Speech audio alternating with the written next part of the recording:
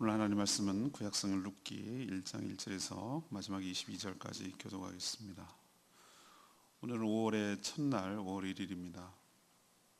다음 주 화요일까지 룻기를 강의하게 되겠습니다. 오늘은 5월의 첫날이자 룻기의 처음 부분 1장 1절에서 22절, 구약성경 402쪽 정도 되겠습니다. 401이나 2 정도 되겠습니다.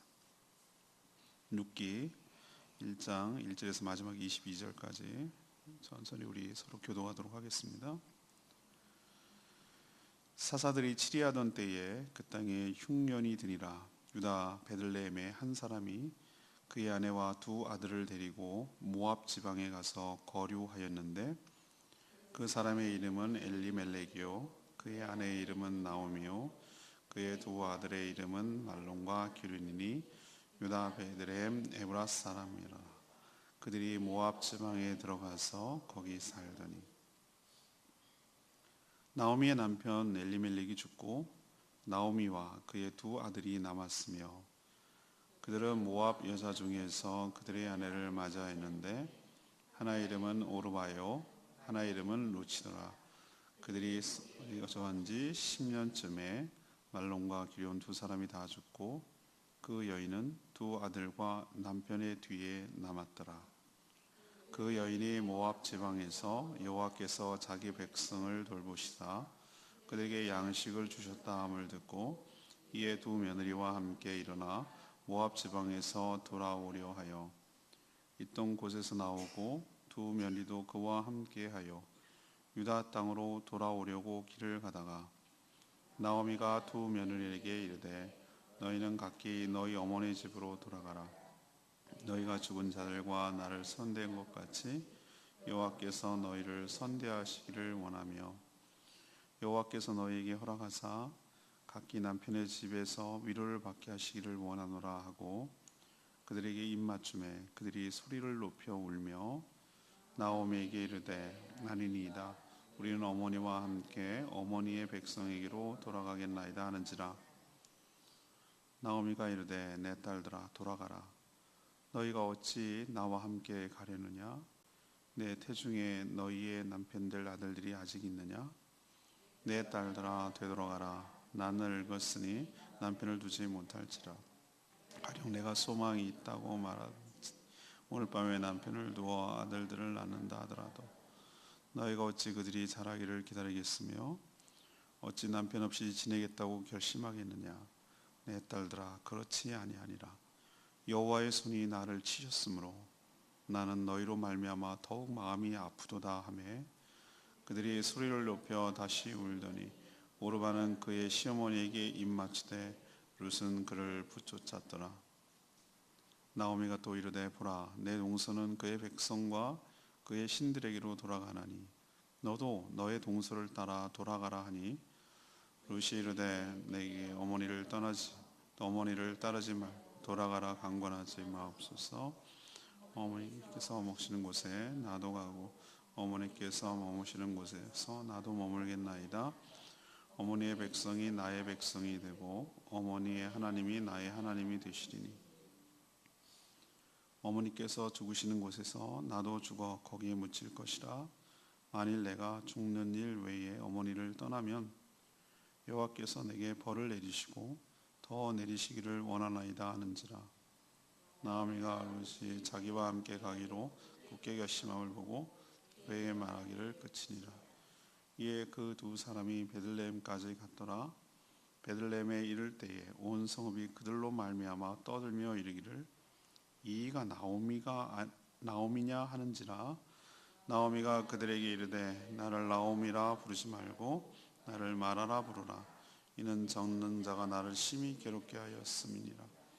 내가 풍족하게 나갔더니 여호와께서 내게 비어 돌아오게 하셨느니라. 여호와께서 나를 징벌하셨고 전능자가 나를 괴롭게 하셨거늘 너희가 어찌 나를 나오미라 부르느냐 하니라.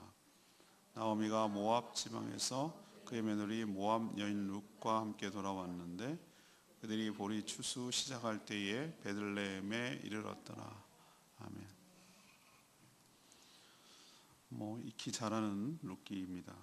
사사시대 나오미 엘리멜렉 가정이 흉년이 들자 고향, 이거 하나님이 주신 땅인 베들레헴을 떠나서 모압 땅으로 이주를 하죠. 하지만 거기서 남편도 죽고 또 10년쯤 됐을 때 두 아들도 죽고 자기도 과부, 두 며느리도 과부, 세 과부만 남게 되죠. 근데 그때 모압 지방에서 고향 베들레헴의 풍년, 하나님이 돌보사 풍년을 주셨다, 양식을 주셨다 하는 얘기를 듣고 여기 있을 이유가 없는 것이죠. 그래서 다시 고향으로 돌아가려는데 며느리가 걸리는 거죠. 그래서 두 며느리에게 같이 가다가 되돌아가라, 희망이 없다, 날 따라간들 무슨 낙이 있겠느냐라고 강권하자 처음에는 슬퍼하며 따라가겠다고 하는 큰 며느리 오르반은 자기 친정으로 돌아갑니다. 그런데 며느리 룻은 끝까지 시어머니를 따르겠다고 그렇게 결단을 합니다.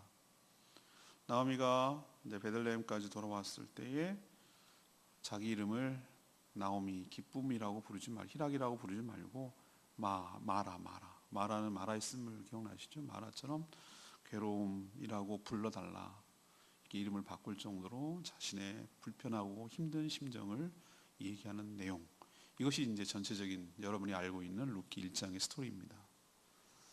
오늘 재밌는 얘기, 옛날 얘기 들려주려고 제가 여기 쓴 건 아니고요. 오늘 이 이야기, 저는 몇 번째 지금 설교도 하고 있고 몇 번째 읽은지 기억도 안 나지만 그때마다 주시는 은혜가 다르고 그때마다 우리에게 하시는 말씀이 달라서 그래서 하나님의 말씀은 살아있다고 고백하지 않을 수가 없습니다. 그래서 오늘 이끌어가는 질문을 이렇게 잡았어요. 나오미의 인생에서 우리가 배울 점은 무엇입니까? 나오미 인생을 통해서 우리가 깨달아야 될 교훈과 배워야 될 인생의 교훈은 무엇이냐는 거죠. 오늘 세 가지로 말씀드리려고 합니다. 먼저 1절에서 6절까지 말씀 문단으로 나누고요. 여기서 우리가 알 수 있는 것은 하나님과의 언약을 저버린 인생은 실패와 좌절뿐이구나 라는 것을 깨닫게 되죠. 여기서 이걸 배울 수 있다는 거죠. 이 사사시대에 베들레헴에 살던 엘리멜렉과 나오미 부부는 그 땅에 이제 흉년이 들자 두 아들 말론, 기론을 데리고 모압 땅으로 이주를 합니다. 이사가 아니고 이주입니다. 우리로 치면은 한국에 살다가 더 좋은 아메리칸 드림이라는 식으로 미국으로 이주하는 걸 말하는 거예요. 이민 가는 걸 말하는 거예요. 이민 가는 거. 그러니까 다 정리했겠죠. 재산 다 팔고 집 팔고 다 정리를 한 거예요. 자, 그럼 흉년을 피해서 잘 먹고 잘 살았을까? 처음엔 그렇게 보였죠. 근데 10년쯤 됐을 때, 모압 땅에 들어가서 10년쯤 됐을 때 남편 엘리멜렉이 죽더니 또 두 아들을 그 모압 여인과 결혼할 정도로 됐으면은 그 땅에 완전히 정착할 마음이 있었던 거죠.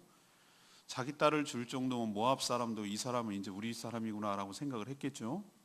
그래서 이제 잘 정착되고 적응하고 재밌게 살 줄 알았는데 남편이야 그렇다 치자 이거예요. 두 아들은 아들도 낳지 않고 자손도 없이 속절없이 하나 둘씩 다 죽어갑니다. 이제 겨우 누구 남았습니까? 청성가부 둘하고 자기하고 세 가부만 남은 거예요. 그런데 그때 모압에서 6절에 보니까 모압에 있던 나오미가 하나님께서 자신의 백성들을 돌아보사, 백성들을 돌보시사 그들에게 무엇을 주셨다? 양식을 주셨다 함을 들었어요. 여러분 그때 심정이 어땠을까요? 그때 나오미의 심정. 우리 교회 주일학교에서 열심히 다니다가 엄마 아빠 할머니 따라서 결국 가게 된 주일학교 아이가 그러잖아요. 최근에 방방이 생기고 떡볶이도 주고 괜히 떠났어. 괜히 떠났어. 여기 계속 다닐 거 괜히 떠났어. 뼈 아픈 후회를 하는 거죠. 뼈 아픈 후회. 여기 있으면은 떡볶이도 시큼 먹고 방방이도 마음껏 하고, 그죠? 쿠폰이 왜 필요해? 자기 얼굴이 쿠폰인데, 그죠? 그렇게 할 걸 괜히 떠났어. 이런 후회가 밀려오지 않겠어요? 우리가 나오미처럼 살 때가 참 많아요. 우리가 나오미 같다는 거예요. 이걸 옛날 얘기하듯이 제가 하고 싶지 않다고 그랬죠. 여기서 우리가 배울 게 참 많아요. 근데 첫 번째 오늘 제가 드리고 싶은 얘기는 그거예요. 우리가 나오미처럼 너무너무 이해관계에 따라서 쉽게 움직이고 쉽게 바꿔요. 처음엔 제가 이 성경 읽을 때 엘리멜렉과 나오미 가정이 진짜 먹고 살기 힘들었나 보다. 흉년이 돼서 진짜 뭐 초고목 피했나 보다. 죽지 않으려고 갔나 보다. 저는 그렇게 생각했어요. 근데 이 룻기를 이번에 몇 번째 묵상하는지 모르겠는데 묵상하다가 크게 들어오는 말이 하나가 있었어요. 그게 몇 절인 줄 아십니까? 21절에 21절.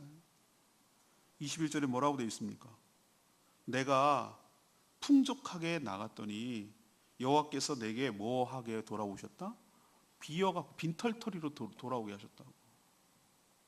그냥 이거는 과장법, 대조하기 위해서 내가 그지같이 돌아왔다라는 걸 대조하기 위해서 한 말일 수도 있어요. 근데 저는 이게 그렇지 않을 수도 있겠다는 생각을 하는 거예요. 풍족하게 떠났어요. 그러니까 제 말은 먹고 살만할 뭐 그 정도는 아니지만 적어도 이 정도는 아니었어요. 근데 왜 떠나죠? 죽지 않으려고 떠나는 게 아니에요. 지금보다 더 풍족하게 살고 싶어서 더 좋은 조건으로 옮긴 것이에요. 이거는 단순히 이사가 아니에요. 생존을 위해서 옮긴 게 아니라고요. 저는 이 장면에서 뭐가 떠오르는지 아십니까? 이름도 비슷해요. 아브라함의 조카 룻이 아니고 롯. 오 발음, 롯이 떠오르더라고요. 아브라함 덕분에 풍자가 됐는데 아브라함 삼촌, 어떻게 같이 힘들더라도 같이 지내요. 삼촌 때문에 제가 이렇게 됐는데요. 정 그러시다면은 삼촌이 먼저 선택하세요. 어떻게 제가 그러지 않았습니다. 낼름 높은 곳에 올라가서 자기가 보기 좋은데로 선택했어요. 목초지가 좋은 데겠죠. 근데 그렇게 선택하는 기준이 어디까지 갑니까? 소돔 고모라까지 갑니다. 소돔 고모라까지 가는 거예요. 늘 10원이라도 싸게 파는데 연봉이라도 10만 원이라도 더 주는데 라고 하면 헌식차 버리듯이 버리고 그렇게 옮기는 거예요. 교회요? 여기만 교회 있냐? 이렇게 생각하는 거예요. 조금이라도 자기한테 잘하고 조금이라도 자기가 불편하면 그냥 헌신짝처럼 버리는 거예요. 근데 이게 이주라는 개념이 단순한 이주 개념이 아니에요. 이건 왜 그러냐면은 이스라엘에서 모압으로 간다는 것을 무엇을 의미하는가? 그거는 신을 바꾼다는 거예요. 신을 바꾼다. 단순한 우리처럼 이주의 개념, 이사의 개념이 아니에요. 예루살렘, 베들레헴 이쪽은 여호와 하나님을 섬기는 거고 모압은요 그모스라는 신을 섬기고 있어요. 자기 민족신이 있단 말이에요. 거기 가서 내가 여호와 하나님을 잘 섬기겠다? 물론 섬길 수 있겠죠. 근데 쉽지 않아요. 그리고 이 땅이 어떤 땅입니까? 베들레헴 이 땅이 하나님이 기업을 갖다가 분배해가지고 그 지파별로 주신 땅 아닙니까? 하나님의 땅 아닙니까? 하나님께서 정말 말씀대로 살면 이 사사시대라는 걸 나중에 설명하겠지만 그렇게 살면 하나님께서 책임져 주시고 그렇게 하겠다는 땅 아닙니까? 이건 단순한 이주가 아니라 하나님을 버리고 기업을 버리고 언약을 버리고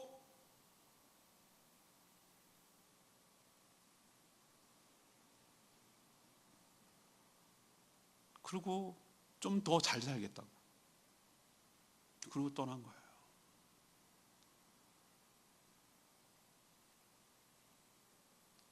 하나님께서 우리에게 언약의 축복을 주시기 위해서는 우리에게 뭘 요구하냐면 인내를 요구해요. 믿음의 인내를 요구해요. 6절에 분명히 뭐라고 그랬어요? 하나님께서 그 백성들을 돌보시사 그들에게 양식을 주셨다함을 듣고 믿음으로 기다리는 자에게 안 떠난 자에게 버틴 자에게 하나님께서 때가 되니 양식을 주시고 양식은 하나님의 축복을 상징하잖아요. 약속을 이행을 상징하잖아요. 언약대로 지킨다는 걸 상징하잖아요. 신실하신 하나님의 성품을 드러내잖아요. 그걸 못 참는 거예요. 그걸 못 참고 팔랑팔랑 그러고 이렇게 이리저리 메뚜기처럼 왔다 갔다 요리조리 이해관계에 따라 눈을 굴려가면서 자기의 필요에 따라 움직여 나갈 때 잘 먹고 잘 살 것 같은가? 안 그렇다는 걸 오늘 보여주는 거예요. 있는 것마다 다 털리고 있어야 될 사람마다 다 죽고 이런 알거지가 없고 다 남자들 죽고 청상 과부가 되어가지고 정말로 막막한 이 지경까지 이르게 된다 이 말이에요.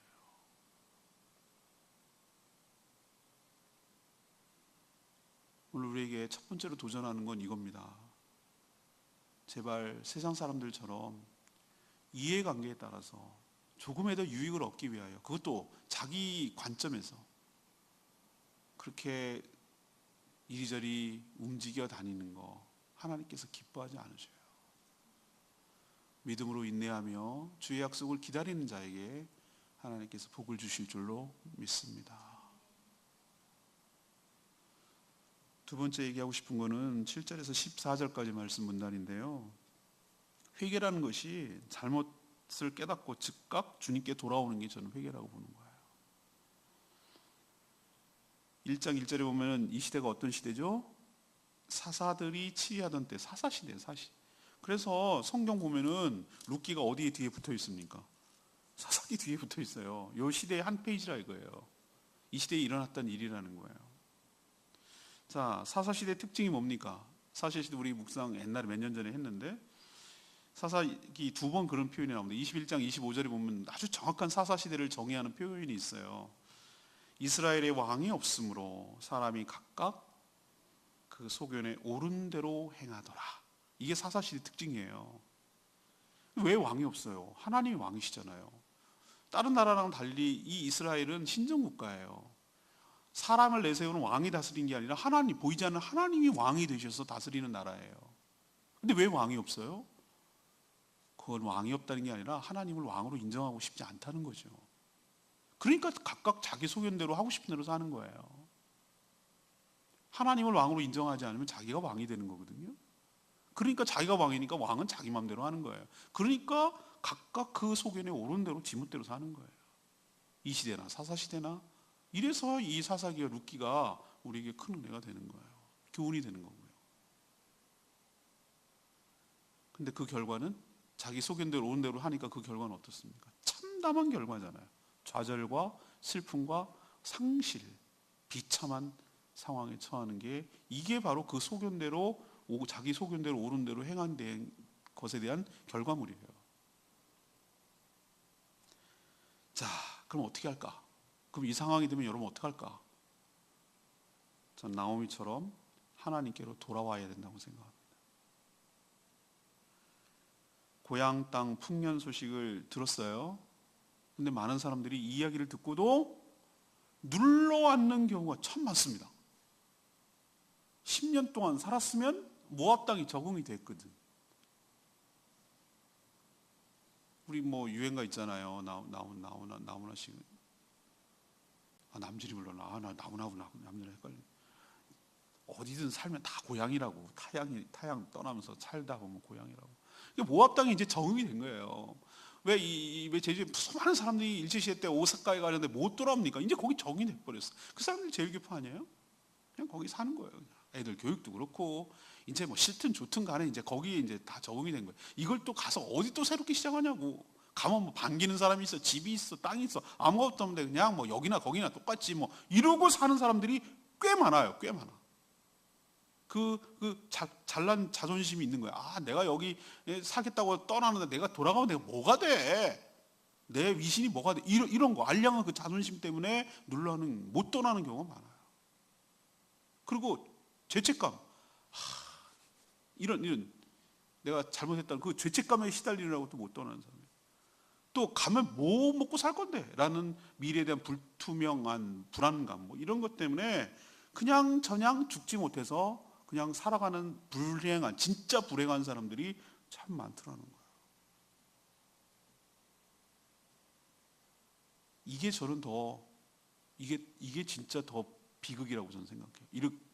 그래도 나오미하고 엘리멜렉이 이런 실수를 했지만 그래도 희망을 갖는 것은, 그래도 이 룻기가 해피엔딩으로 끝나는 것은 나오미가 베들레헴으로 돌아오기로 결단했다는 것 때문에. 그게 반전이 있고 그게 그나마 우리에게 위로가 되고 우리에게 교훈을 주는 이유가 거기 있어요. 나오미는 21절에 뭐라고 합니까? 여호와께서 나를 어떻게 하셨다? 나를 징벌하셨다. 전능자가 나를 괴롭게 하셨다. 며느리들한테도 뭐라고 그랬어요? 여호와께서 나를 치셨다. 이런 표현을 쓰고 있어요. 저는 이런 표현이 굉장히 중요하다고 생각합니다. 회개는 무엇인가?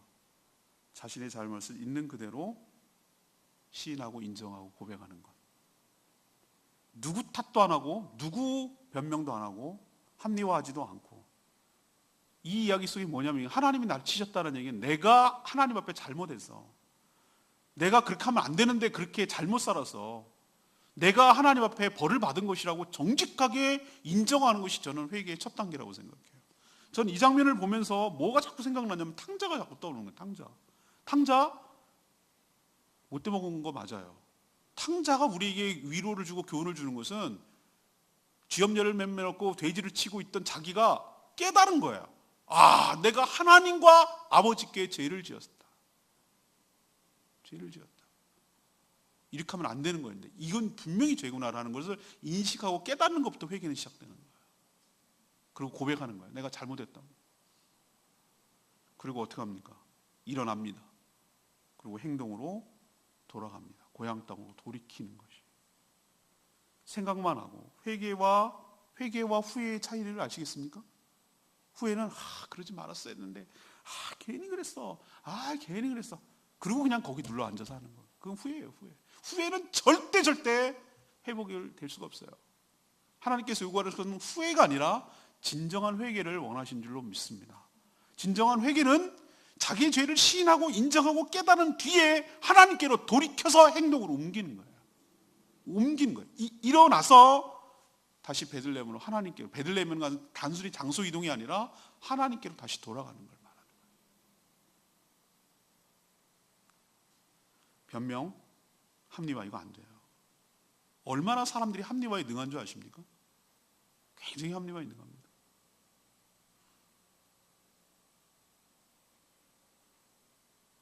결과를 갖고 다 그냥 거기다 짜 맞추는 거예요.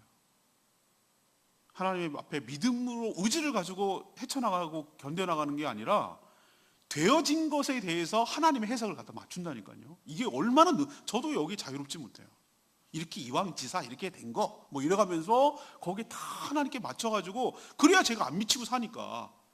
사람이 제일 괴리가 내는 건 좀 뭔지 아십니까? 내 삶과 이것이 안 맞을 때 이게 이게 정신병이거든요. 그러니까 안 미치려고 내가 이렇게 할 수밖에 없었던 것에 대해서 합리 심포도 얘기하면서 뭐 그럴 수밖에 없었다는 둥, 안 되면 조상 탓이라도 해야 돼. 내가 교육을 부모 잘못 만나가지고 이렇게 됐다는 둥, 조금만 공부를 했으면 안 됐다는 남편 잘못 만나서 이렇게 됐다는 둥, 뭐 이래가면서 이렇게 쫙 장문사를 펴놓고 그래야 내 탓이 안 되고 제 탓이 되니까. 이거는 회개가 아닙니다. 합리화, 자기 변명 이거 아닙니다. 자신의 죄와 허물을 정직하게 시인하고 인정하고 하나님께로 돌아가는 것. 누구처럼? 탕자처럼. 탕자가 뭐라고 그랬어요? 아버지 집에는 종들도 풍족한데 내가 여기서 줄여 죽을 수는 없다 라고 생각하고 나를 아들이 아니라 종이 하나로 받아달라고 그렇게 가야 되겠다 라고 갈 때 희망이 있고 은혜가 있을 줄로 믿습니다. 오늘 두 번째 우리에게 주시는 교훈은 그거예요. 우리도 후회하지 말고 회개하면서 살 때 우리에게 소망이 있을 줄로 믿습니다. 하나님 우리에게 후회를 원하시는 게 아니에요. 지금이라도 깨닫고 우린 실수할 수 있어요. 우리도 나오미와 엘리멜렉처럼 이럴 수 있어요. 이게 우리예요. 우리의 연약함이 있어요. 우리도 남다르지 못해요. 더 하면 더 했지 우리도 덜 하진 않아요. 이해관계에 따라 움직여 나가는 사람이 얼마나 하나님을 헌신책처럼 버리는지 몰라요. 신앙을 유보시키고 이게 더 중요하다고 생각하고 살아가는 때가 얼마나 많은지 몰라요. 이해관계가 딱 충돌되면 하나님 버려요. 이걸 딱 잡을 때가 얼마나 많은지 몰라요. 그럼 잘 먹고 잘 살아야 되는데 이 꼴 됐어요. 하나님 탓이라고. 하나님 이럴 줄 몰랐냐고. 나에게 이렇게 선택할 줄 몰랐냐고. 이러고 하지 않고 하나님 제가 죄를 졌습니다. 내가 하나님을 너무 멀리 떠나 살았습니다. 이제 내가 여기서 이렇게 살 수는 없습니다. 죽더라도 내가 주님 손에 죽기를 원합니다. 주님 주시는 징계라면 달게 받겠습니다 라고 일어서서 다시 돌이켜서 주님께로 갈 때 저와 여러분에게도 소망이 있을 줄로 믿습니다. 세 번째는 15절에서 22절까지 말씀인데요. 룻 얘기를 좀 해야 되겠죠. 하나님을 선택하고 결단할 때 산 소망이 있다는 거예요. 살 소망이. 나오미가 고향으로 돌아올 때 두 며느리도 따라왔죠, 처음에는. 근데 가도 아무런 희망이 없으니까 야, 나야 뭐 살만큼 살았고 가면 고향이고 일가 친척 알고 있으니 그냥 그렇다 치자 이거예요. 너희들은 간들 아는 사람이 있니? 그렇다고 뭐 남편이라도 있니? 그러지 말고 너희 친정으로 돌아가라. 그리고 좋은 남자 만나서 다시 살아. 이렇게 권하죠. 처음에는 막 아니라고 그러더니 크면 오르바죠, 오르바. 오르바는 눈물로 작별하고 친정으로 돌아갑니다. 자, 룻은 어떻습니까? 룻은 달랐어요. 끝까지 따르겠다고 고집을 하는 거예요. 효심이 남다릅니까? 예, 남다릅니다. 저는 룻기를 보면서 제일 잘못 해석하는 것 중에 하나가 이 생명의 삶을 배치하는 편집하는 분들도 왜 5월 1일 날부터 룻기를 할까? 룻이 가정 뭐죠? 가정의 달이잖아요. 저는 그렇게 해석하면 안 된다고 생각하는 사람 중에 하나예요. 룻의 태도를 효성지극한 며느리라는 측면에서만 교훈을 얻으려고 하면 정말 성경을 잘못 이해하는 거예요. 나오미는 며느리에게 친정이 아니라 15절에 보니까 너희들 신으로 돌아가라고 그랬어요. 네 동서는 너희 그모스 신, 모압이 섬기는 그모스 신으로 돌아갔다는 거예요. 근데 16절에 보면 룻은 뭐라고 그래요? 룻이 어머니, 내가 어머니를 떠나고 어머니를 따르지 말라고 그렇게 말하지 마십시오. 어머니께서 가시는 건 나도 가고 어머니 머무시고 나도 머물겠나이다. 그 뒤에 말이 중요해요. 어머니의 백성이 나의 백성이 되면 내가 하나님의 택한 공동체 안으로 들어가겠다는 뜻이에요. 중요한 말. 어머니의 하나님이 나의 뭐가 되며 하나님이 되는 거예요. 그리고 하나님이 어머니가 죽는 건 나도 죽는 것이고 죽음이 갈라질 때까지 나는 떠나지 않겠습니다. 내가 떠난 벌 받겠습니다. 이 얘기는 뭡니까? 시어머니를 선택하는 겁니까? 아니에요. 아니라고요.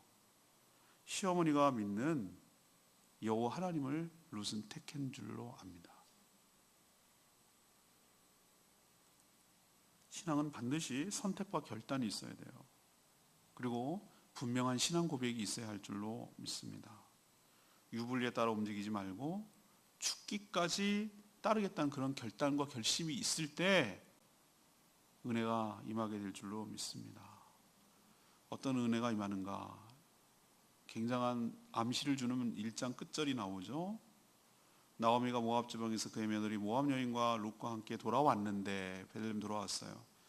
그들이 보리 추수 시작할 때에 베들레헴에 이르렀더라. 끝날 때가 아니라 추수를 시작할 때에 추수 시작.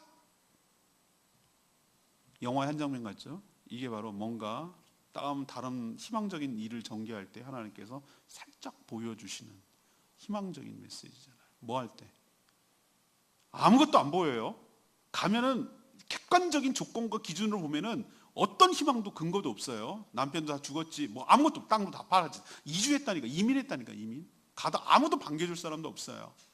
희망이라고는 제로예요, 제로. 우리 인간적으로 보면. 이거 선택하는 사람 바보예요. 룻 바보라고. 아무것도 안 보일 때 믿음은 뭘 하는 거냐면은 하나님을 선택하는 거예요. 조건을 선택하고 상황을 선택하는 것이 아니라 우리는 무엇을 선택하는 사람들이냐면 하나님을 선택하는 거예요.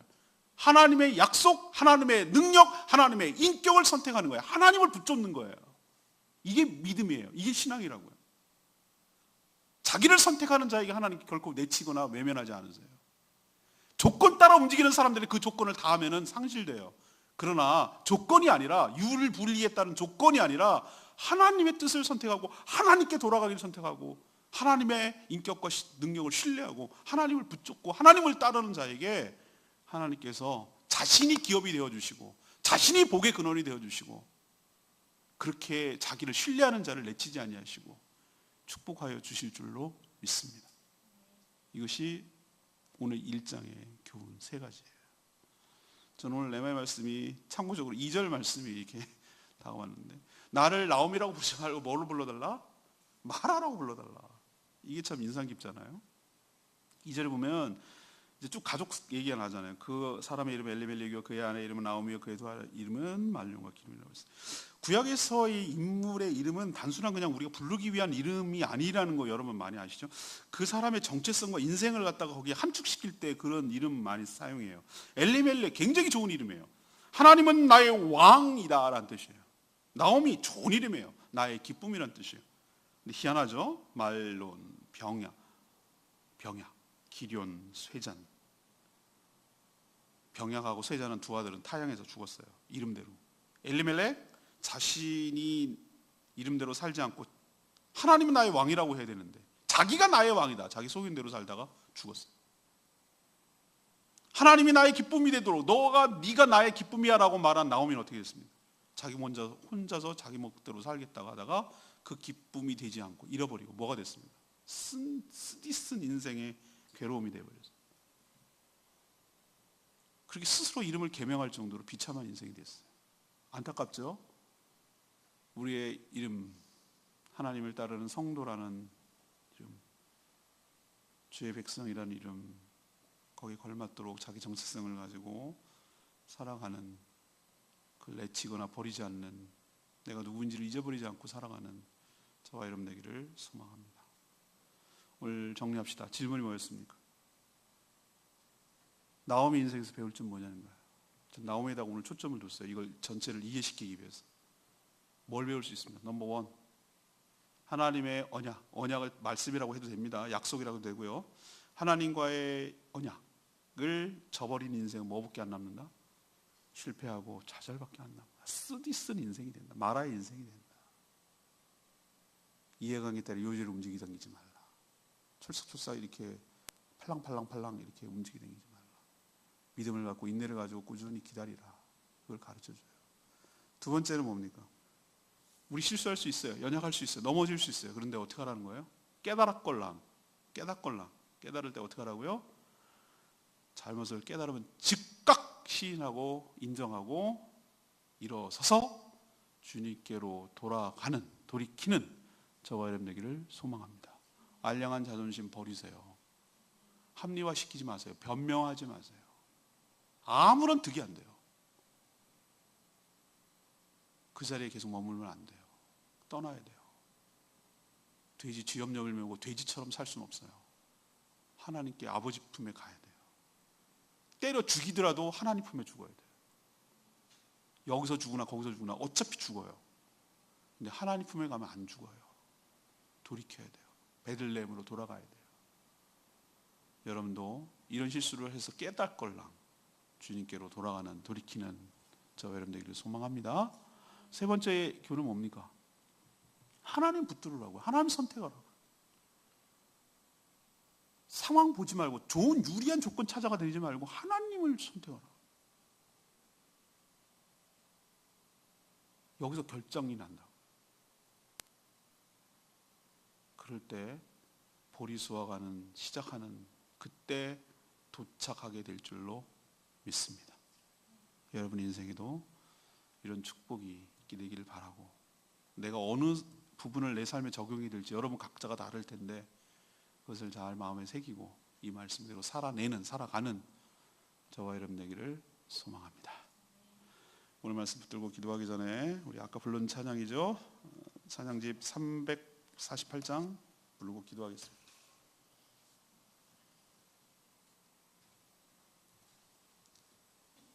찬양집 348장입니다. 나의 가는 길 주님 인도하시네. 오늘 가사 잘 생각해 보십시오. 그는 보이지 않아도 날 위해 일하시네. 주님 나의 인도자, 항상 나와 함께 하시네. 사랑과 힘 베푸시며 인도하시네. 광야의 길을 만드시고 날 인도하시네. 사막의 길을 만드시면서 하늘과 땅이 멸해도 주님의 말씀은 영원히 내 삶 속에 세일을 행하실 주님을 기대하며 나가는 저희들 되기를 원합니다.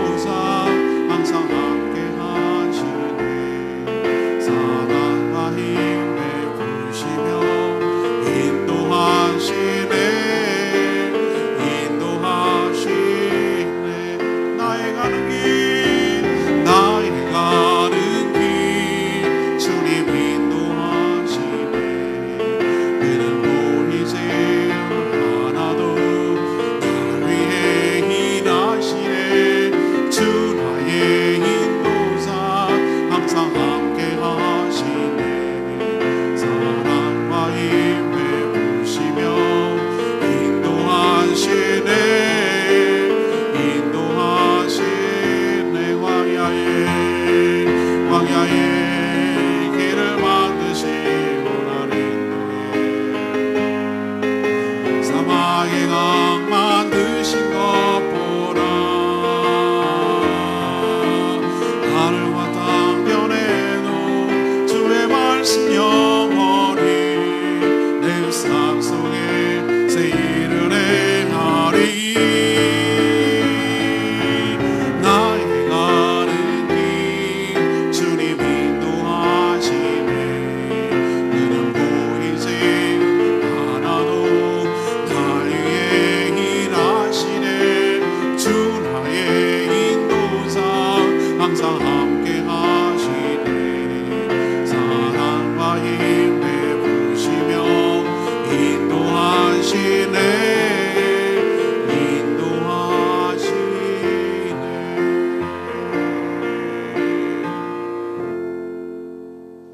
나오미가 돌아온 것도 저는 하나님의 인도하심이 있었다고 생각해요. 모양새는 자기가 온 것처럼 보이죠. 그 마음에 움직이신 분 하나님이십니다. 오늘 이 찬양 가사 그대로예요. 나의 가는 길을 누가 인도하시는가?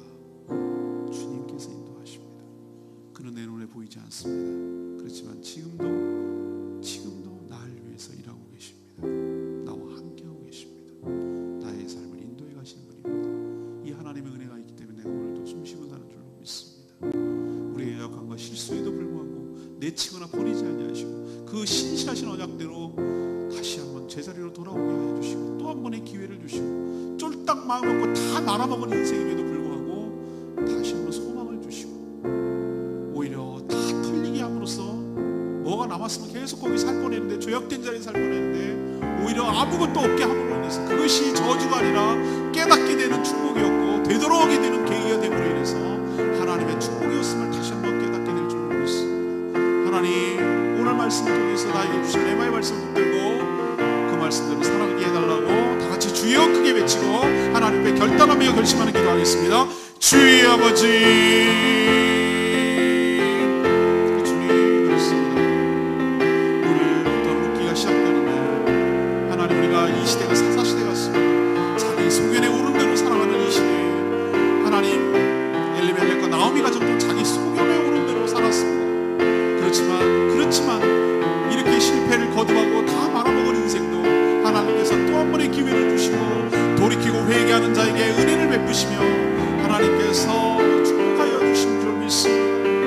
우리 인생도 하나님 거덜나는 인생 아무것도 없는 인생일지라도 하나님께서 다시 산 소망이 되어주시고 우리를 축복하여 주실 줄로 믿습니다. 하나님께서 치욕하는 생각이 들거나 하나님께로 돌이키게 하여 주시옵시고 하나님께 붙들게 하여 주시옵시고 하나님께로 돌아가게 하여 주시옵소서. 변명과 합리화와 죄책감에 시달리지 않게 하여 주시옵시고 하나님의 언약을 기억하게 하여 주시옵시고 하나님의 축복의 자리를 기억하게 하여 주시옵시고 잃어버렸던 베들레헴을 다시 기억하게 하여 주셔서 하나님의 배에 온전히 회개함으로 돌이키는 역사가 있게 하여 주시옵소서. 하나님 그렇게 할 때 하나님께서 볼이 추수하는 그 시작점에 도착하게 하시고 하나님 새로운 희망을 부어주실 줄로 믿습니다. 저 인생의 산소망이 되어주시는 줄 소망합니다. 어떻게 할 바를 방황하고 있는 모든 인생이 있다면 죄책감에 시달리고 힘들어하는 인생이 있다면 오늘 말씀을 통해서 다시 소망을 갖게 하여 주시고 하나님이 어떤 분인지를 재발견하게 하여 주시옵시고 하나님 앞에 다시 한번 설 수 있는 놀라운 은혜가 있게 하여 주시옵소서.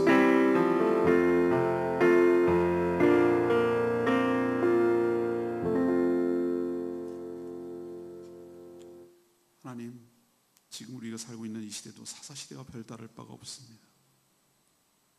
엄연히 이 땅을 다스리는 통치자 왕 되신 하나님이 계신데도 불구하고 여전히 자기가 왕이 되어 자기 소견에 오른 대로 살아가는 이 시대입니다.